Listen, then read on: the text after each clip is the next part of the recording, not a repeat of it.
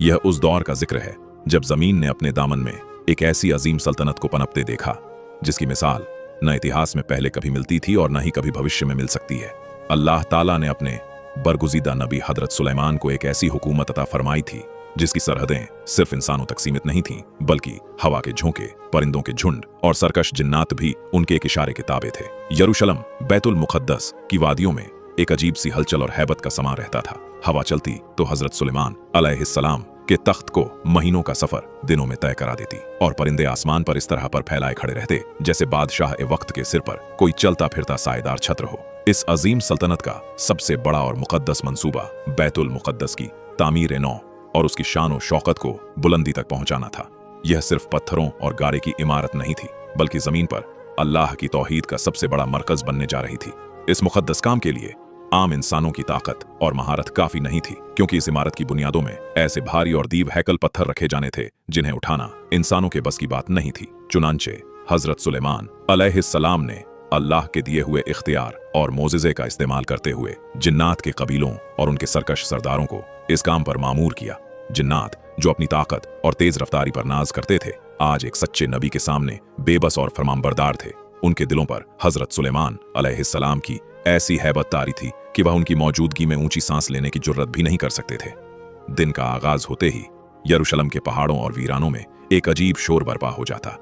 हजारों जिन्नात समंदरों की गहराइयों में गोते लगाते ताकि वहां से नायाब मोती, मरजान और कीमती जवाहरात निकाल कर ला सके। दूसरी तरफ पहाड़ों को काटकर ऐसे अजीम और भारी पत्थर लाए जा रहे थे जिनकी चौड़ाई और वजनी बनावट को देखकर इंसानी अक्ल दंग रह जाए। तामीर का यह सिलसिला दिन रात जारी रहता था। जिन्नात के अलग अलग गिरोह अलग अलग कामों में बटे हुए थे। कोई तांबे को पिघलाकर बड़े बड़े हौज और बर्तन बना रहा था, तो कोई ऊंची मेहराबें और खूबसूरत स्तंभ खड़े कर रहा था। हजरत सुलेमान अलैहिस्सलाम खुद एक बुलंद मकाम पर, जिसे उनका मेहराब या इबादतगाह कहा जाता था, तशरीफ फरमा होते और वहीं से तमाम कामों की निगरानी करते। उनकी आंखों का जलाल और चेहरे का रौब ऐसा था कि कोई भी जिन्न कामचोरी या सुस्ती का सोच भी नहीं सकता था। अगर कोई जिन्न जरा सा भी सुस्त पड़ने की कोशिश करता तो उसे मालूम था कि सुलेमान अलैहिस्सलाम की सजा बहुत सख्त होगी। वह तपती धूप और सख्त सर्दी में भी बिना रुके, बिना थके पत्थरों को तराशने और इमारत को ऊंचा करने में लगे रहते। लेकिन इस अजीम तामीरी हलचल और रौब के पीछे तकदीर का एक बहुत बड़ा फैसला छुपा हुआ था, जिससे खुद वह जिन्नात भी बेखबर थे, जो खुद को गैब जानने वाला और जमीन की सबसे ताकतवर मखलूक समझते थे। बैतुल मुक़द्दस की दीवारें अब काफी बुलंद हो चुकी थीं, लेकिन अभी उसका मरकजी हिस्सा और छत का कुछ काम बाकी था। और यही वह वक्त था जब आसमानों पर एक नया हुक्म जारी होने वाला था। जब बैतुल मुक़द्दस की तामीर अपने आखिरी और नाजुक मरहलों में दाखिल हो रही थी, तो दूसरी तरफ वक्त की लकीर तेजी से सिमट रही थी। हजरत सुलेमान दुनिया के बादशाह जरूर थे, लेकिन वह जानते थे कि मौत का एक वक्त मुकर्रर है जिससे न किसी नबी को फरार है और न किसी बादशाह को। एक दिन जब वह अपने बुलंद महल और मेहराब से जिन्नात की दिन रात की मशक्कत का जायजा ले रहे थे, तो उन्हें महसूस हुआ कि उनके जिस्म ए मुबारक में वह मादी ताकत अब रुखसत हो रही है जो दुनिया में रहने के लिए जरूरी है। उनके पास मलिकुल मौत हजरत अज़राइल की आमद का इशारा पहुंच चुका था। उनका वक्त रुखसत बिल्कुल करीब आ चुका था।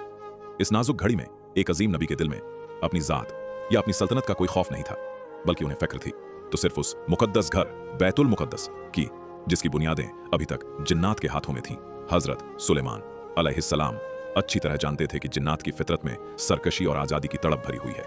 वह इंसानों की तरह मोहब्बत या अकीदत में काम नहीं कर रहे थे, बल्कि सिर्फ उनके रौब, हैबत और अल्लाह की तरफ से दी गई ताकत के खौफ की वजह से दिन रात मेहनत कर रहे थे। उन्हें यकीन था कि अगर जिन्नात को जरा सी भी भनक लग गई कि उनका आका अब इस दुनिया में नहीं रहा, तो वह एक पल भी वहां नहीं रुकेंगे। वह सारा काम अधूरा छोड़कर भाग जाएंगे और बैतुल मुक़द्दस की यह अजीम इमारत हमेशा के लिए नामुकम्मल रह जाएगी। चुनांचे अल्लाह के इस बरगुज़ीदा नबी ने दुनिया से रुखसत होने से पहले अपने रब के हुजूर हाथ उठाए। उन्होंने लंबी उम्र या दुनिया की नेमतें नहीं मांगी, बल्कि दुआ की, ऐ मेरे परवरदिगार, इस घर की तामीर को मुकम्मल फरमा और मेरी मौत को इन जिन्नात पर इस तरह पोशीदा कर दे कि इंसानों और खुद जिन्नात पर यह सच्चाई वाजह हो जाए कि गैब का इल्म सिर्फ तेरे पास है। अल्लाह ताला ने अपने प्यारे नबी की इस मुख्खलिसाना दुआ को कबूल फरमा लिया और कायनात की तारीख का एक अजीब मोजिज़ा जाहिर होने वाला था। दुआ से फारिग होकर हजरत सुलेमान अलैहिस्सलाम ने गौस्ल फरमाया, पाकीज़ा लिबास पहना और अपना खास असा उठा लिया जो हमेशा उनके सफर और हजर का साथी था। फिर वह अपने शीशे से बने बुलंद मेहराब में तशरीफन ले गए, जहां से पूरी वादी और तामीर का मंजर साफ दिखाई देता था। उन्होंने अपने दोनों हाथ अपने असे पर टिकाए, पेशानी झुकाई और उसी लाठी के सहारे सीधे खड़े होकर अल्लाह की इबादत में मशगूल हो गए। अभी वह उसी हालत में थे कि अल्लाह के हुक्म से मलिकुल मौत हाजिर हुए और बड़े अदब और नरमी के साथ हजरत सुलेमान अलैहिस्सलाम की रूह ए मुबारक को कब्ज कर लिया। लेकिन कुदरत का कमाल देखिए, रूह निकल जाने के बाद भी उनका जिस्म मुबारक न दाईं तरफ झुका और न बाईं तरफ गिरा। अल्लाह के हुक्म से वह लाठी लोहे की दीवार की तरह मजबूत रही और हजरत सुलेमान अलैहिस्सलाम का जिस्म उसी तरह पूरे जलाल और रौब के साथ खड़ा रहा, जैसे वह अभी भी जिंदा हों और नीचे काम करने वाले जिन्नात की निगरानी कर रहे हों। नीचे काम करने वाले जिन्नात जब भी सर उठाकर मेहराब की तरफ देखते तो उन्हें हजरत सुलेमान अलैहिस्सलाम उसी तरह खड़े दिखाई देते। उनकी आंखों का वही पुराना जलाल और चेहरे की वही हैबत दूर से महसूस होती थी। जिन्नात खौफ से कांप उठते और एक दूसरे से कहते, बादशाह सलामत आज भी हमें देख रहे हैं, अगर जरा सी भी सुस्ती की तो हमारी खैर नहीं। वह हांफते कांपते भारी पत्थर उठाते, तांबे को पिघलाते और इमारत की दीवारों को और ऊंचा करते रहे।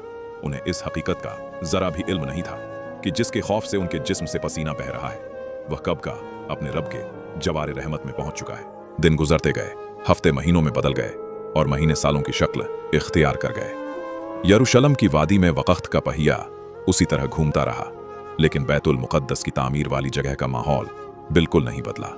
जिन्नात उसी सख्त मशक्कत, उसी खौफ और उसी फरमानबरदारी के साथ काम में जुटे हुए थे। सुबह का सूरज निकलता तो वह पत्थरों को तराश रहे होते और रात का अंधेरा छा जाता तो भी मशालों की रोशनी में ऊंचे स्तंभ खड़े कर रहे होते। उनके लिए आराम का एक लम्हा भी नहीं था, क्योंकि जब भी वह थक कर ऊपर मेहराब की तरफ देखते तो उन्हें हजरत सुलेमान उसी तरह अपने अस्से के सहारे खड़े दिखाई देते। जिन्नात आपस में सरगोशियां करते, बादशाह सलामत को न नींद आती है, न वह खाना खाते हैं और न थकान उनके करीब आती है, वह हर वक्त हमें देख रहे हैं। जिन्नात जो खुद को बहुत चालाक, ताकतवर और गैब की खबरें जानने वाला समझते थे, असल में खौफ और वहम के जाल में फंसे हुए थे। उन्हें लगता था कि सुलेमान अलैहिस्सलाम की नजर उनकी हर हरकत पर है। यही डर उनके पैरों की जंजीर बन चुका था और वह बिना किसी बगावत के दिन रात बैतुल मुक़द्दस को सोने, चांदी और कीमती पत्थरों से सजाते रहे। दूसरी तरफ अल्लाह ताला की खामोश हिकमत अपना काम कर रही थी। जब बैतुल मुक़द्दस की इमारत अपने आखिरी मरहले में दाखिल हुई, छतें डाल दी गईं, मेहराबें मुकम्मल हो गईं और यह पाक घर अपनी पूरी शान के साथ दुनिया के सामने आ गया, तो अब उस राज के खुलने का वक़्त भी आ पहुंचा। अल्लाह ताला ने जमीन के एक बेहद छोटे और हकीर कीड़े दीमक को हुक्म दिया। कुरान में इसे दाब्बतुल अर्ज़ कहा गया है। वह दीमक धीरे धीरे आगे बढ़ी और हजरत सुलेमान अलैहिस्सलाम के उस अस्से के नीचे जा बैठी जिस पर उनका पूरा जिस्म टिका हुआ था। यह अल्लाह की कुदरत का अजीब मंजर था। कायनात के सबसे ताकतवर और हैबतनाक जिन्नात जिस बादशाह के सामने झुके हुए थे, उसी बादशाह के अस्से को एक छोटी सी दीमक अंदर ही अंदर खोखला कर रही थी। दीमक रोज थोड़ा थोड़ा करके लकड़ी को खाती रही, लेकिन बाहर से ऐसा बिल्कुल वैसा ही दिखाई देता था, ताकि राज वक़्त से पहले जाहिर न हो। उधर जिन्नात का काम अब लगभग पूरा हो चुका था। बैतुल मुक़द्दस अपनी पूरी शान और शौकत के साथ तैयार खड़ा था। अब वह वक़्त आ गया था जब दुनिया को एक बहुत बड़ा सबक सिखाया जाना था। दीमक ने लाठी को अंदर से इतना खोखला कर दिया कि अब वह एक इंसान का वजन उठाने के काबिल नहीं रही। एक दिन जब हवा का हल्का सा झोंका मेहराब के अंदर से गुजरा तो वह कमजोर हो चुकी लाठी बीच से चटक कर टूट गई। जैसे ही असा टूटा, हजरत सुलेमान अलैहिस्सलाम का जिस्म ए मुबारक, जो इतने अरसे से उसी हालत में था, बहुत नरमी के साथ जमीन पर आ गया। दूर खड़े जिन्नात ने जब यह मंजर देखा तो उनके पैरों तले जमीन निकल गई। उनके दिल खौफ और हैरत से कांप उठे और वह सदमे में वहीं जमकर रह गए।